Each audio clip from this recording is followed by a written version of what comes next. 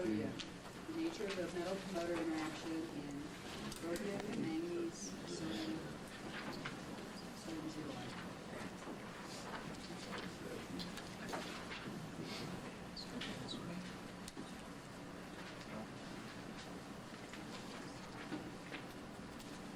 Good afternoon. I work with Professor Sachter at Northwestern University, and today I want to talk to you about the most important results in our. Oh, I missed the mic. I'm sorry.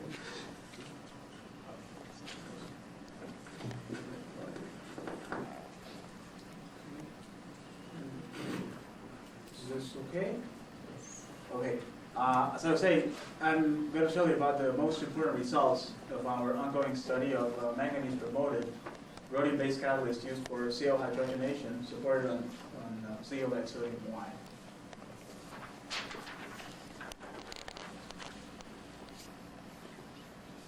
These are the three basic ideas I'm going to be talking about during the following minutes. I'm going to be talking about a study of what the chemical nature of the manganese promoter is in these catalysts. Second, I'm going to be showing you some data on how we determined that there is an interaction between the rhodium metal and the manganese promoter in the catalyst. And third, it's going to be a more speculative in nature. It's going to present you some thoughts of how the presence of the manganese promoter shifts the selectivity of the catalyst towards the formation of higher oxygenates. As a brief and simple introduction, I borrowed this from Professor Richard Howell's work. Shows in a clear and simple manner the way in which different metals behave as catalysts when used in CO hydrogenation. The metals shown in the red area tend to dissociate CO when CO is absorbed in them. And as such, they are good catalysts or selective catalysts for the formation of hydrocarbons. The metals surrounded by the blue lines, on the other hand, absorb CO in a non-dissociative way, or tend to absorb CO in that way, and are therefore good catalysts for the methanol synthesis, which doesn't require the dissociation of CO. As you can see, rhodium is in the middle, and as such it has a very versatile behavior. We can obtain methanol, higher oxygenates, or hydrocarbons from it. And the selectivity pattern we obtain from it is strongly dependent on the presence of promoters. Manganese has been known for a number of years to be an efficient promoter in enhancing the selectivity towards higher oxygenates, in particular ethanol. So in this study, we're concerned with understanding more of how this promotion takes place. And we chose to use zeolite sodium Y as a support because it enables us not only to achieve a good metal dispersion of our catalyst, but also to control the nature of the species in which the manganese promoter is present.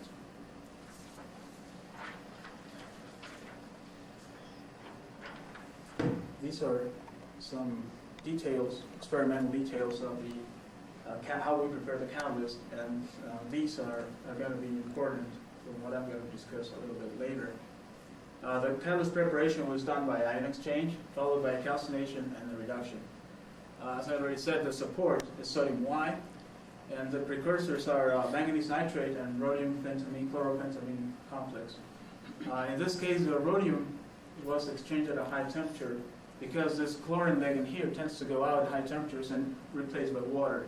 So the actual complex that goes into the zeolite is an alkyl complex, not a chlorine-containing complex. The weight loading percent is listed there, 5 and 3.3%, which corresponds roughly to an atomic ratio of 3:1 manganese to rhodium.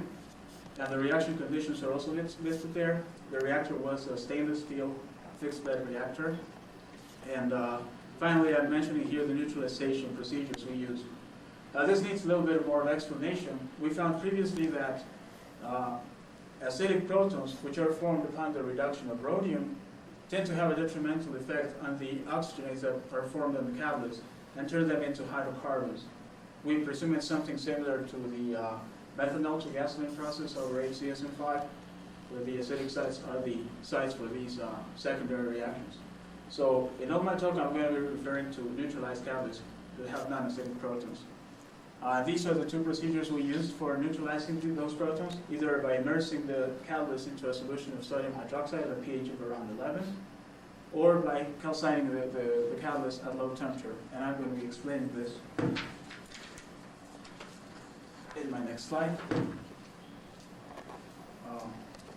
If we calcine the catalyst at high temperature, the amine ligands are going to be decomposed, and the final product after that calcination are going to be Baer's rhodium ions.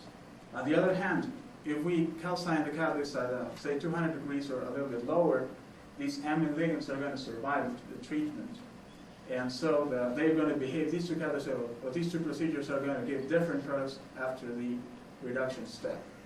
Now, what happens? When we reduce the catalyst calcine at a high temperature, the rhodium ions are going to be reduced to rhodium metal, and we're going to be forming the acidic protons I was mentioning before.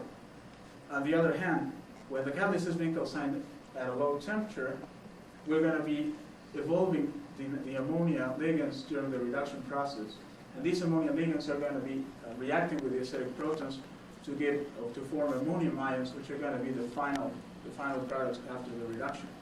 In this case, we've achieved neutralization. I'm going to be calling it in situ neutralization, where no acidic protons are present in the catalyst. Our experiments on unpromoted rhodium only. Some more remarks here. This is what happens in the neutralization procedure with sodium hydroxide. It's not only a procedure to get rid of the protons, but it also hydrolyzes the manganese ions that may be present in the zeolite. I mentioned before that the zeolite support offers the possibility of controlling the manganese species present in the catalyst. And this is the reason why I said that, because we can have manganese 2+ ions, manganese naked ions attached to the framework of the zeolite, or after the hydrolysis, exposing it to a basic environment, we can have manganese oxide particles formed after calcination. So we have the two possibilities. We can have manganese ions or manganese oxide particles in the catalyst. Unpromoted catalysts show good selectivity only to hydrocarbons, mainly methane at 60% selectivity. This slide shows the effect of different pretreatment sequences in our promoted catalysts. Actually, these catalysts differ only in one step. Now, one of these catalysts, the one which selectivity curve is shown at the top, was exposed to sodium hydroxide solution just after the manganese ion exchange, before the rhodium was exchanged. Other than that, the sequence preparation was essentially the same. Rhodium was exchanged, the calcination was done at low temperature, so the protons would be neutralized. And we see that the difference in the selectivity towards oxygenates is very, very dramatic. I mean, 15% instead of 0% in this case. And the only difference being the presence or absence of manganese oxide particles. When manganese is present as naked ions, we don't see any selectivity towards oxygenates. Maybe this helps in following the sequence of how these catalysts were prepared. In the left column, we see that the final product are oxygenates, and the components in the catalyst are rhodium metal clusters and manganese oxide particles. The only difference are these steps here, which involve the exposure to a basic environment, and with the consequent formation of the oxide particles. In the right-hand side, we see that the manganese are present as naked ions attached to the zeolite framework, and this difference in the catalyst components shows as in the difference in selectivity towards higher oxygenates.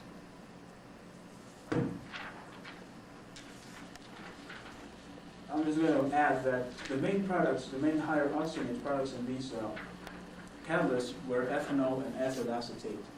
And at this point, I'm going to state my first midpoint conclusion, which is that the manganese oxide is the action promoter towards the formation of higher oxygenates. It's not enough to have just naked manganese 2+ ions. Once this has been addressed, there are still some issues to be dealt with.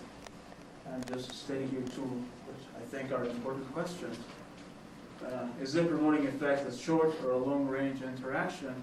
And then what essentially does the manganese oxide promoter do to shift the selectivity towards higher oxygenates? I'm going to try to answer the first of these questions by showing you our hypothesis, beginning of the experimentation. We think that the close interaction between the manganese oxide promoter and the rhodium metallic cluster is essential or is necessary to observe a high selectivity towards higher oxygenates. Now I'm going to offer you some proofs what we believe is the case, showing that this hypothesis is indeed correct. The first of these pieces of evidence is obtained from temperature program reduction experiments, TPR. These spectra have been, some of them have been arbitrarily shrunk, so they're not to scale, just to show all of them together in a single transparency for comparison purposes of clarity. I'm going to be describing each of them starting from the bottom. I hope you can see the bottom with it's almost featureless. It's a flat line that shows only that there is no reduction taking place when manganese ions are exchanged into the zeolite. Moving upwards, the second TPR spectrum shows that when these manganese exchange zeolite is exposed to a sodium hydroxide solution, we do observe a change in the reduction pattern. We're now observing that there are two peaks, which can be ascribed have been ascribed also in the literature to a stepwise reduction from MnO2 first to Mn3O4, and the second peak from Mn3O4 to MnO. I must mention now that in any of the none of the catalysts we studied, we observed the formation of the manganese in a zero valence state. With or without rhodium, it was not observed. And this is also well shown in the literature that under these conditions, manganese reduction stops at the 2-valence state. Going upwards, the third spectrum shows a reduction of the rhodium and sodium Y. You just see a single clear peak around 60 degrees. A similar pattern is observed when rhodium and manganese ions are present in the zeolite. Hydrogen consumption corresponds essentially to the reduction of rhodium. And the fifth spectrum from the bottom, or the second one from the top, is actually the most interesting one, because we see again the clear peak of the reduction of rhodium at around 60 degrees, and we also see a shoulder and an additional peak at around 160 to 180 degrees. Now the hydrogen consumption in this experiment was much higher than what it would have been if only rhodium were reduced. Actually, the experiment ended at 700 degrees, and we didn't see any other peaks. So from this we can see that the reduction temperature of the manganese oxide present in the sample has been really dramatically shifted by some 200 degrees downward. Now this phenomenon has been observed in other systems when a noble metal and a less reducible species are together in a close contact, both in zeolitic and in non-zeolitic supports. So from this we think that we have detected a close interaction between the rhodium cluster and the manganese oxide particles. The control experiment is the topmost spectrum, and it's a physical mixture of rhodium and sodium Y and manganese oxide and sodium Y. We can imagine the spectrum just as a linear combination of each individual components separately in the zeolite, showing that there's no interaction in this case. I should reemphasize perhaps that it's only this, number 5 from the bottom was number 2 from the top spectrum. This sample was the only one that showed a high selectivity towards higher oxygenates. More evidence of an interaction between the metal cluster and the oxide promoter is given by XFs. This is a rhodium pattern, XFs Fourier transform, and the solid line shows the particles when manganese oxide is present. The dotted line shows a sample where no manganese is there. The superscript N denotes that the sample has been neutralized in sodium hydroxide solution, and Cn means coordination number. Coordination number can be translated into particle size. And as we can see, it's very clear that when manganese is not present in the sample, the particles are larger. In this case, the manganese-free sample particle size is about 20 angstroms. In the case when manganese oxide particles are present, the particle size is around 10 angstroms. Now this would suggest that there is some sort of interaction, some sort of anchoring effect of the manganese oxide particles acting as a nucleation site that prevents further agglomeration of the particles, of metal particles during the reduction steps.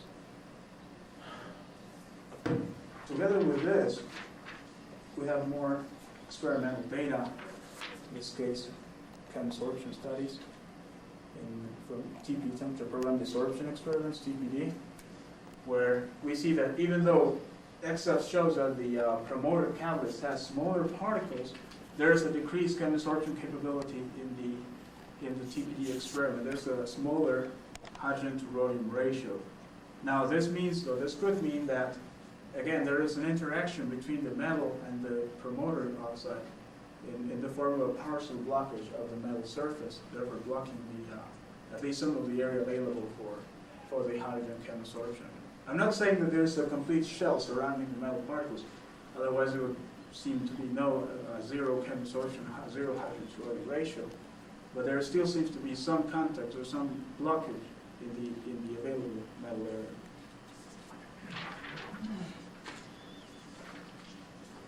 My second midpoint conclusion then is that in catalysts which are selected towards the formation of higher oxygenates, rhodium and manganese oxide particles are in close proximity.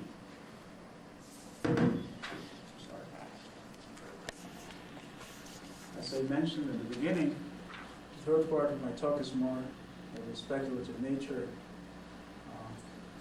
At this point, our hypothesis is that the presence of these oxide promoters, of this manganese oxide promoter, is to stabilize the intermediates that lead to the formation of higher oxygenates. Now, acetates are kind of a very interesting species that may be or may not be, of course, the actual intermediate for the formation of these higher oxygenates. We see ethyl acetate and methyl acetates among our oxygenated products. We don't think these two acetates are really the primary products of the synthesis, but rather they are formed through secondary reactions with a corresponding alcohol and an acetate on the surface. Now this means, however, that acetates are not as sun-reactive as it has been mentioned sometimes in the literature, that they can undergo some reactions that lead to the formation of higher oxygenates. So it is one piece of evidence that could mean that acetates could and may be the intermediates leading to the oxygenate formation. In silica-supported catalysts, using infrared spectroscopy, acetate bands have also been detected, but only in the case where rhodium and manganese oxide are in close proximity, never when they are separately in each catalyst. Rhodium and silica or manganese oxide and silica, those bands are never seen when exposed to zinc at high temperatures. This could mean that either the acetates are formed perhaps on the metal surface, and they quickly migrate into the manganese oxide surface where they are stabilized, or that somehow the acetate species has some sort of bridge structure at exactly the interface between the metal particle and the oxide promoter. Furthermore, there are some studies from surface ions, TPD studies in ultra-high vacuum, that show that when acetates and formates in particular are stabilized, when oxygen is pre-absorbed into the metal surface, the acetates and formates tend to decompose at fairly low temperatures, but when oxygen is pre-dosed, the decomposition temperature is increased by in the order of 100 degrees Celsius. So in our case, we could imagine that the stabilizing oxygen could be provided by the transition metal oxide promoter, like the manganese oxide in our experiments. So this is, of course, mere speculation, but could be that a carboxylate-like intermediate could be a precursor for the formation of higher oxygenates. We see that the oxide from the promoter, the oxygen from the metal oxide promoter is part of this intermediate, and which would fit nicely with our observation that manganese 2+ ions, the naked ions, are not the promoters, but it has to be the oxide particle. So this certainly deserves more work, more experimentation, but I'm just showing some thoughts of what could be happening here. I want to conclude my talk by restating my conclusions here in a single slide. First one is that manganese oxide, not only manganese ions, is the actual promoter for the formation of higher oxygenates. The second one is that there is a close proximity in the catalysts that are selected towards higher oxygenates between the metal oxide, the manganese oxide particles, and the metal clusters, the rhodium clusters. And the third one left as a question is the main role of the manganese oxide promoter, the stabilization of the oxygenate-forming intermediates. Finally, I would like to thank my advisor, First Doctor, for his help and guidance, my friends and colleagues in the staff group of present and former for their support and their help, and in particular Dr. Bandal Bey, who carried out all the analysis and interpretation of the EXIF's data, and financial support from DOE. Thank you very much.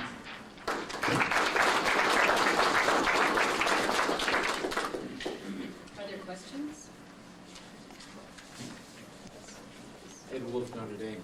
What is the role of the zeolite there? I mean, is the rhodium inside the cage? Is it outside? Or how do you interpret that? It is inside. We're certain that it is inside. I'll show you how my piece of my sleeve. The manganese can't be there, right? Certainly. I'm not sure the quality of this micrograph is the best. Well, actually, the micrograph is a good quality. Actually, the reproduction of the acetate is what I perhaps must apologize for. But here you can see the metal particles. This is a catalyst. This is a rhodium manganese catalyst after reaction, after 40 hours of reaction of 10 atmospheres. And we can see the black specks that are clear inside. We don't see any particles outside the zeolite particle here, the zeolite grain. We don't see any declaration of that could mean that the particles have migrated outside of the catalyst. They tend to remain inside. They do grow actually, but they do this for the growth happens inside the cages of the zeolite. Are you implying that the manganese also grows in there? Yeah, that's what our main conclusion is, that both are encaged together in the zeolite silver cage. That would be our main idea, main conclusion from this. And especially since we don't see any particle evidence here.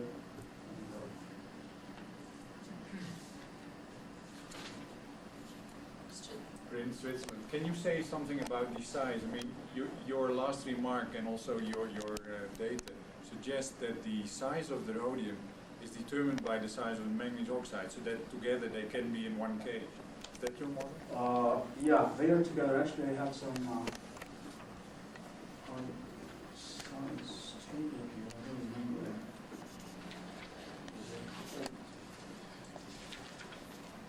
Determined both from excess and from TEM. Doctors McCarthy and Thompson, perhaps are in the audience, help me with the TEM measurements. And here are some examples of what the particle sizes after reduction are. So you can see that when manganese is not present in the zeolite cages, the particles tend to grow larger after reduction, the first sample. And, the second one is around 10 angstroms, as I was mentioning. And also what I was mentioning, after a reaction, the particles do grow after the reaction, 40 hours of reaction. And just for comparison purposes, there is a rhodium manganese oxide impregnated on silicon before reaction. So yeah, we think that both manganese oxide particles and the rhodium clusters are encaged in the zeolite silver cage. And they find each other. Yeah, it seems to be some sort of favorable interaction between both the rhodium metal and the manganese oxide particles. That helps increase the dispersion in the middle of the metal. Question? John and Alex, I still don't understand the rationale associated with trying to do this reaction in a zeolite cage. If you form the particles in there, you're very restricted in space. You're restricted in the size of the hierarchical synthesize. You don't fully ion exchange the zeolite to go sodium around to interact with those carboxylate groups, which are stabilized and prevent further chain growth. Why use a zeolite? Why not just use a silica, amorphous silica to support these two components? Okay, as I initially mentioned that zeolite offers a possibility of having the manganese promoter, either as manganese ions attached to zeolite framework, whereas manganese oxide particles, whereas you cannot achieve that in an amorphous port. So at this point I would say that, and also comparison experiments run on manganese, on the rhodium manganese oxide on silica, show that the behavior of the catalyst is roughly about the same in terms of the selectivity pattern we observe. We don't observe any limitation by the zeolite cages as of what kind of products we're forming, at least in terms of what the oxygenates products are. But it seems to me you're proving that manganese ions are not effective. Right. While manganese ions are not effective, if the oxide form is effective, then an amorphous core could be a more logical Right. support. Well, perhaps, I would say. But these experiments are the ones that show that, are the ones that are showing that the manganese ions attached to the fragment of the zeolite are not effective. These experiments are the ones that are proving that it is the oxide that is the actual promoter in the catalyst. Now we can, of course, just, I would say that, as I was saying, the behavior is roughly about the same, either encaged or not encaged in the zeolite. But the zeolite was just a tool that enabled us to come up with this conclusion that it's the manganese oxide the actual promoter in the catalyst. One more question. You're saying you need the oxygen in the promoter, but couldn't it also be the case that you only need the oxygen during the preparation to give a better intimate contact between the rhodium and the manganese? Because in your TPR results, you show that manganese ions are not in contact with the rhodium, while manganese oxide is.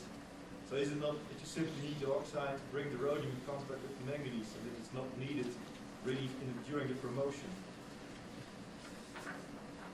Another one of my backup slides. This is an infrared spectrum of rhodium and manganese ions.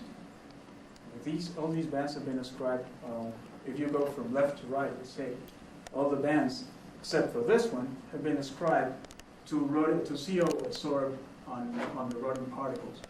However, this band around 1700 has been ascribed to a tilted CO absorbed both one end on the rhodium and the other end on the manganese ion. In this catalyst, we don't have manganese oxide, we have manganese ions. And we think that this proves that the manganese ions and the rhodium metal are in close contact so that we can see the absorption of both ends of the carbon monoxide molecule, both in the rhodium and both in the manganese 2+ ion.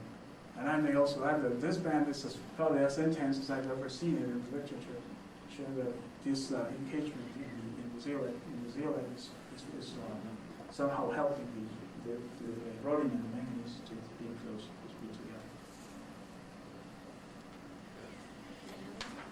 Let's thank our speaker.